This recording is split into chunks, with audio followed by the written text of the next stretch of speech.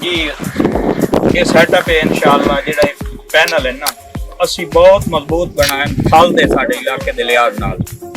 ਕਿ ਇੱਥੇ ਸਭ ਤੋਂ ਜ਼ਿਆਦੀਆਂ ਅੰਧੇਰੀਆਂ ਚੱਲਦੀਆਂ ਨੇ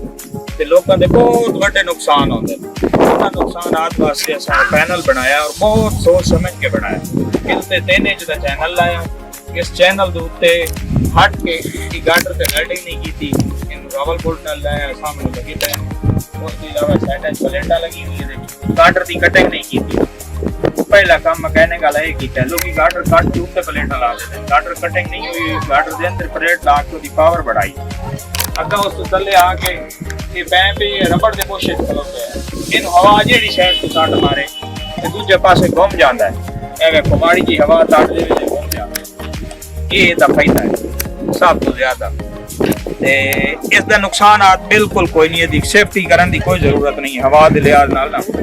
बिल्कुल दा कोई खदशा ही कोई नहीं जो हवा धक्का दे सी दूजे दी साइड ते लगा हुई ते जेड़े दूजे पैनल बने हुए लोग खर्चे ही कर देन कि एक पुराने लोगों की कहावत बनी हुई है पुराने लोगों की कहावत बनी हुई है कि बन के मरावना जेड़े लोग पहले पैनल ला रहे हैं बन के मरा रहे हैं सोलर का नुकसान कर रहे हैं जदा सोलर आके अंधेरी सट मरे प्लेटा टूट जाती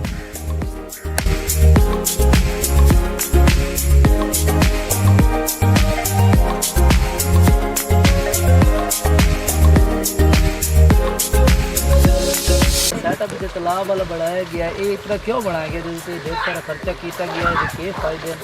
ये जरा सा डिटेल नाल दसो जी ये भाईजान तालाब बनाया इस वास्ते कि 600 कनाल रकबा असा सिराब करना है 600 कनाल का सेटअप ला रहे हैं 2 मोटर ला रहे हैं 20 VHP दियां एक को VHP दी चलती पई है दूसरी VHP दा थले बोर होया पिया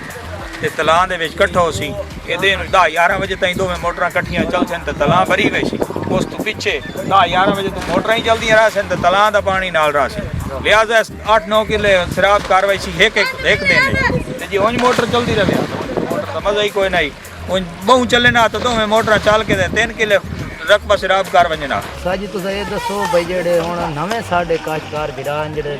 ਸਾਲ ਦੇ ਵਿੱਚ ਕਾਸ਼ਤਕਾਰੀ ਕਰਨਾ ਚਾਹ ਰਹੇ ਨੇ ਉਹਨਾਂ ਨੂੰ ਪਾਣੀ ਦਾ ਮਸਲਾ ਆ ਰਿਹਾ ਉਹਨਾਂ ਨੂੰ ਤੁਸੀਂ ਕੀ ਮਸ਼ਵਰਾ ਦਿੰਦੇ ਹੋ ਕਿ ਉਹਨਾਂ ਨੂੰ ਇਹ ਵਾਲਾ ਸੈਟਅਪ ਲਾਣਾ ਚਾਹੀਦਾ ਹੈ ਜਾਂ ਨਹੀਂ ਲਾਣਾ ਚਾਹੀਦਾ ਇਹ ਭਾਈਜਾਨ ਸਭ ਤੋਂ ਪਹਿਲੇ ਕੰਮ ਕਰਨਾ ਵੀ ਇਹ ਚਾਹੀਦਾ ਸਭ ਤੋਂ ਪਹਿਲੇ ਕੰਮ किसान वास्ते साढ़े थल वास्ते खास कर थल जड़ा पिया इस थल वास्ते लाजमी तलां चाहिए स्टोरिंग लाजमी चाहिए भावें ये नहीं कि जरूरी है 100 फुट का बनावें वो 50 फुट का बना लेवें रकबे के लिहाज नाल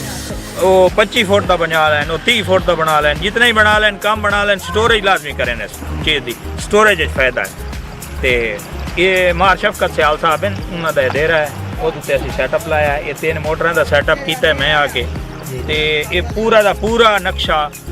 उस्ताद मोहम्मद रमज़ान सियाल माछीवाल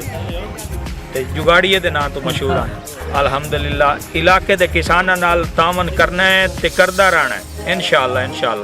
मज़ा आएगा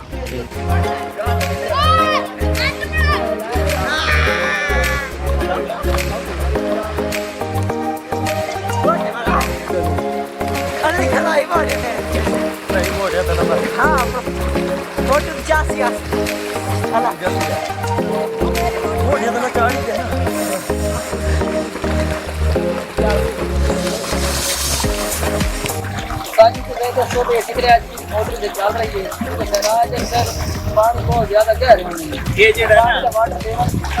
जेड़ी ये मोटर चलती पई है ना ये मोटर 63 फुट से हेड लेवल है ते 85 फुट से मोटर खिला रही है ये मोटर सा 85 फुट तक खिला रही है काम आन के पानी पूरा के पानी बड़े गहरे हो गए बड़े गहरे VHP की मोटर पानी की ड्राइवरी आ रही है हुन तो 4:30 होते टाइम हो गया बंद होता गया बड़ा रिजल्ट है माशाल्लाह पानी ठीक है ठीक